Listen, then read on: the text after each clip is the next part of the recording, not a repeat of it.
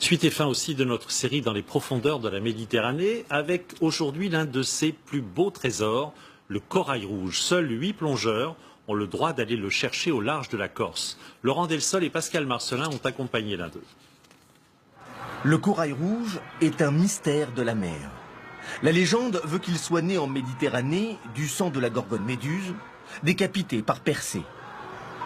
Il est à l'origine de nombreuses croyances, quelle que soit la civilisation et l'époque. Depuis la préhistoire, il aurait de nombreux pouvoirs. En Corse, il protège du mauvais œil. Pour Jean-Philippe Giordano, le corail rouge, c'est l'histoire de sa vie. Depuis 30 ans, il plonge dans les bouches de Bonifacio.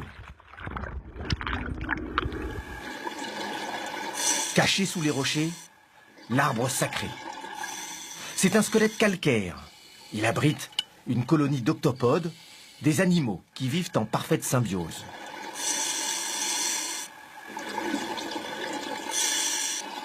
Pour récolter ces trésors, Jean-Philippe est obligé par la loi de s'enfoncer à plus de 60 mètres. Aujourd'hui, il travaille à 100 mètres de profondeur. Je suis en parfait équilibre avec moi-même, avec les éléments. C'est peut-être l'endroit où je suis le mieux au monde. Il peut y rester 20 minutes, pas plus.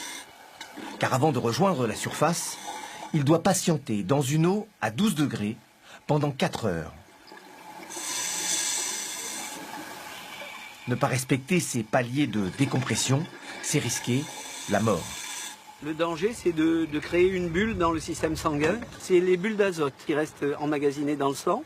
Et au fur et à mesure que la pression diminue, les bulles augmentent. Ça peut bloquer le système sanguin si on fait une remontée brutale. Pendant la plongée, un vent violent s'est levé. Jean-Philippe s'abrite dans une crique pour nettoyer sa récolte.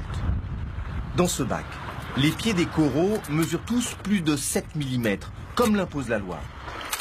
Ce pêcheur respecte l'environnement.